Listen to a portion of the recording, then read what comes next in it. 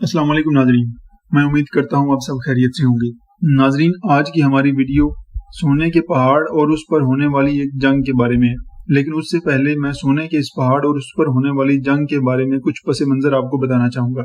नाजरीन, जंग अजीम दोम के बाद मगरब में जिस मुआशरे ने जन्म लिया, जिस सियासी और इक्तसादी निज़ाम ने जड़ें पकड़ी, इसने अपने लिए एक बुनियादी कुलिया तय कर दिया कि अब हम आपस में नहीं लड़ेंगे। सवाल ये पैदा हुआ कि गुज़िश्ता 200 सालों से जो आपने असले के कारखाने लगाए हैं, जंगो जदल की टेक्नोलॉजी की वसअत दी है, उन सब का क्या होगा? आलमी बैंकरों ने तो यूरोप को तबाह करने के बाद इन्हें मकरूज करके अपनी तिजोरियां भरने का मुस्तकिल बंदोबस्त कर दिया था, लेकिन असले की सनत भी तो उन्हीं के दिए हुए सरमाए से चलती थी। अगर असले की यह खपत कम हो जाती तो इन आलमी सूदी बैंकरों के लिए मौत थी। इसलिए जंग अजीम दोम के बाद ये फैसला कर दिया गया कि जंग तो होगी, लोग भी मारे जाएंगे, गोलियां भी चलेंगी, बम भी बरसेंगे, लेकिन अब ये तमाशा किसी और इलाके में होगा और यूरोप में अमन कायम रखा जाएगा। बताया जाएगा कि लोग कैसे सुकून से रहते हैं।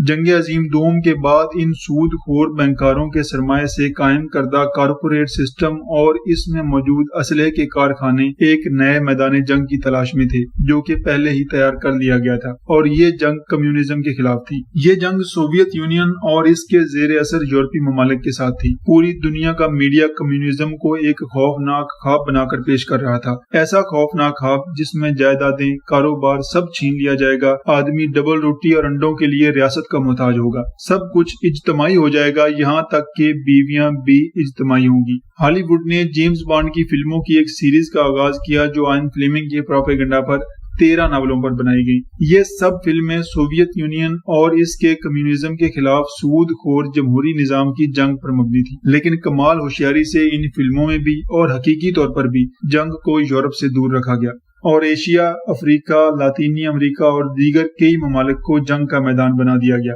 और नाजरीन, यहाँ पर एक हैरान कुन बात यह है कि सोवियत रूस जो कम्युनिज्म की जड़ था, उसे इस जंग से पाक रखा गया। उसकी बुनियादी वजह यह थी कि एक तो वो इन तमाम ममालिक को असला और फनी इमदाद फराहम करता था, और दूसरी वजह यह थी कि वो यूरोप का हिस्सा था। इसलिए कम्युनिज्म की जड़ सोवियत रूस को छोड़कर बाकी पूरी दुनिया में जंग के महाज खोल दिए गए। वहां पर असला बेचकर जो सरमाया हासिल हुआ, इससे यूरोप के बाजार रंगीन होने लगे। अमेरिका की मुआशी खुशहाली का बाब तहरीर होने लगा। जिस सोवियत यूनियन के खिलाफ इन सूदखोर जमहूरी मुआशी निजाम के अलंबरदारों ने पूरी दुनिया में इंसानों की लाशें गिराई, करोड़ों लोग जंग का ईंधन बना दिए, इस सोवियत यूनियन ने आधे जर्मनी पर दूसरी जंग अजीम के बाद मुआहदे के तहत कब्जा कर लिया। बर्लिन शहर आधा आधा तकसीम कर दिया गया और बीच में एक दीवार बर्लिन बनाई गई। 50 साल इस सर्द जंग के दौरान किसी एक यूरोपीय मुल्क या अमेरिका ने मशरकी जर्मनी को आजाद करवाने या बर्लिन की दीवार गिराने के लिए एक फायर तक नहीं किया। वो इसलिए कि ये मुकद्दस यूरोप था और यहाँ अब इंसान का खून बहाना सूद खोर जमहूरी मुआशी निजाम के अलंबरदारों के नजदीक हराम था। मैदान जंग क्यूबा हो सकता था लेकिन अमेरिका नहीं। मैदान जंग अफगानिस्तान हो सकता था लेकिन रूस नहीं। यूरोप में जो चहल पहल, खुशियां, रंगारंगी और खूबसूरत जिंदगी नजर आती है, वो असल में इसलिए नहीं कि यूरोप के लोग जंग नहीं करना चाहते और उन्होंने फैसला कर लिया है कि वो अब इन बखेड़ों से दूर रहेंगे। नाजरीन, अवाम की कोई मजाल या हैसियत नहीं कि वो जंग का फैसला करें। ये फैसले तो जमहूरी तौर पर मुंतखब हुक्मरान भी नहीं करते। इसलिए नहीं करते कि इनकी जमहूरी जदोजहद पर अरबों डॉलर, पाउंड और यूरो की सूरत में सरमाया जिन सूदखोर बैंकरों और कारपोरेट सरमायादारों ने लगाया होता है, वो कान से पकड़कर जंग का फैसला करवा लेते हैं।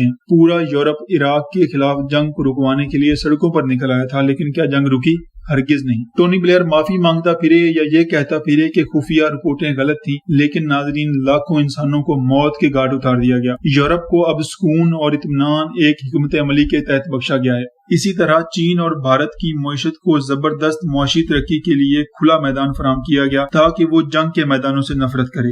रूस को सूदखोर जमहूरी मुआशी निजाम में वापस लाने के बाद इसकी बदहाल मईशत को इस हद तक संभलने दिया गया कि वो दोबारा एक आलमी ताकत बनने के ख्वाब देखने लगे।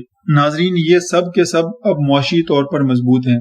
अगर किसी सरमायादार की किसी के साथ दुश्मनी हो जाए तो वो गार्ड रख सकता है, बंदूकें खरीद सकता है, घर और फैक्ट्री के बाहर सिक्योरिटी सिस्टम लगा सकता है। किसी भी बड़ी जंग से पहले खौफ बेचा जाता है। हर उस मुल्क और मुआशरे को डराया जाता है जिसके पास जंग का खर्चा उठाने की ताकत हो। गुज़िश्ता 20 सालों से पूरी दुनिया में खौफ बेचा जा रहा है और नाजरीन, ये खौफ सबसे ज्यादा मगरब में बेचा गया और इसका आगाज 9/11 के बाद हुआ। वो लोग जो मगरब की रंगारंग जिंदगी में इस कदर खुशो खुरम थे कि उन्होंने अपने गिर्द एक पटाखे की आवाज भी नहीं सुनी थी, अब चीखें मारते हुए गलियों में भाग रहे थे। पूरी दुनिया इमारत से छलांग लगाते, मलबे में दफन होते और आग के शोलों में जलते इंसानों को टेलीविजन की स्क्रीनों पर दिखा रही थी। खौफ का रद्द अमल खौफनाक था। अफगानिस्तान, इराक और शाम, गुज़िश्ता 15 सालों में जहां यूरोप और अमेरिका के अवाम को खौफजदा रखा गया, वहां इस कदर तवील जंग ने इन 3 मुल्कों के लोगों को जंग के खौफ से आजाद कर दिया। अफगानिस्तान, इराक और शाम के लोगों के नजदीक अब मौत की कोई अहमियत नहीं, बेघर होना कोई नया तजर्बा नहीं, खून से अब इन्हें वहशत नहीं होती। और अब नाजरीन, इन सूदखोर बैंकारों और कारपोरेट सरमायादारों का हदफ बदल चुका है। अब इनका हदफ मगरिब है और मगरिब मुकम्मल तौर पर खौफजदा है। इस कदर खौफजदा है कि पेरिस शहर में फौज का गश्त देखकर लोग घरों में घुस जाते हैं। यूरोप को इस तरह खौफ में मुब्तला करने का एक ही मकसद है और वो है जंग में झोंकना। गुज़िश्ता 15 सालों से आहिस्ता आहिस्ता खौफ के इंजेक्शन लगाए गए और अब मगरिब बिल्कुल तैयार है। इसे अपनी टेक्नोलॉजी पर पूरा भरोसा है। इसे इस बात का यकीन दिलाया गया है कि वो अगर अब खुद जंग में ना कूदे तो इनके हंसते बसते शहर दहशतगर्दों के हाथों यरगमाल हो जाएंगे। लेकिन नाजरीन, इस बार जंग फैसला कुन होने वाली है। गुज़िश्ता 70 साल से यहूदी अपने आलीशान घर और बड़े बड़े कारोबार छोड़कर इसराइल जैसे इलाके में आबाद हो रहे हैं, हालांकि वो खुद इस सूदखोर बैंकारी निजाम के मालिक हैं। ये इसराइल अमन के लिए नहीं बल्कि जंग के लिए आए हैं। कोई बिला वजह यूरोप और अमेरिका की पुरसकून जिंदगी नहीं छोड़ता। इस वक्त जब जंग अजीम दोम के बाद यहूदी ही गालिब आ चुके हों, ये जौक दर जौक अर्ज़ मुकद्दस में आबाद होते रहे। उन्होंने वहाँ कोई सनती मरकज नहीं बनाना, सिर्फ जंग करनी है, जिसके बाद इनके नजदीक इनका मसीहा आकर आलमी हुकूमत कायम करेगा। लेकिन इस जंग का ईंधन यूरोप भी होगा और मशरिक़ वुस्ता ही नहीं बल्कि तमाम मुसलमान उम्मत। और इसका आगाज आका करीम अलैहिस्सलाम की इस हदीस से जाहिर होता है। आप सल्लल्लाहु अलैहि वसल्लम ने फरमाया, अन करीब दरियाए फरात से सोने का पहाड़ बरामद होगा, फिर वो इस पर कताल करेंगे, बस 100 में से 99 आदमी कत्ल कर दिए जाएंगे। नाजरीन, ये हदीस सही मुस्लिम में मौजूद है। ये सोने का पहाड़ क्या है? जंग अजीम दोम के बाद जब ब्रिटेन वुड मुआहदा हुआ तो दुनिया ने कागज के नोट जारी करने पर इत्तेफाक किया, लेकिन कहा गया कि इसके बदले हुकूमत के पास सोना मौजूद होना चाहिए। 1971 में फ्रांस ने अमेरिका के सदर निक्सन से अपना सोना तलब किया तो इसने कहा कि ये वादा पूरा करने के लिए नहीं किया गया। इसके बाद सोना नहीं बल्कि मुल्क की हैसियत गुडविल को मेयार बनाया गया और इस वक्त दुनिया में ये गुडविल यानी डॉलर की कीमत का उतार चढ़ाव तेल से वाबस्ता है।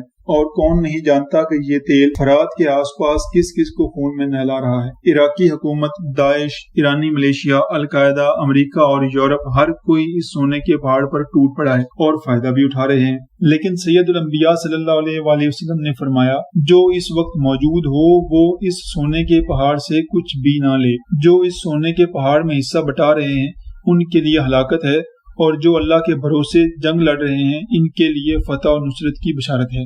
नाजरीन, ये थी मेरी आज की वीडियो। मैं उम्मीद करता हूँ आपको पसंद आई होगी। ऐसी ही मजीद वीडियोस के लिए मेरे चैनल को सब्सक्राइब करें। बहुत शुक्रिया नाजरीन।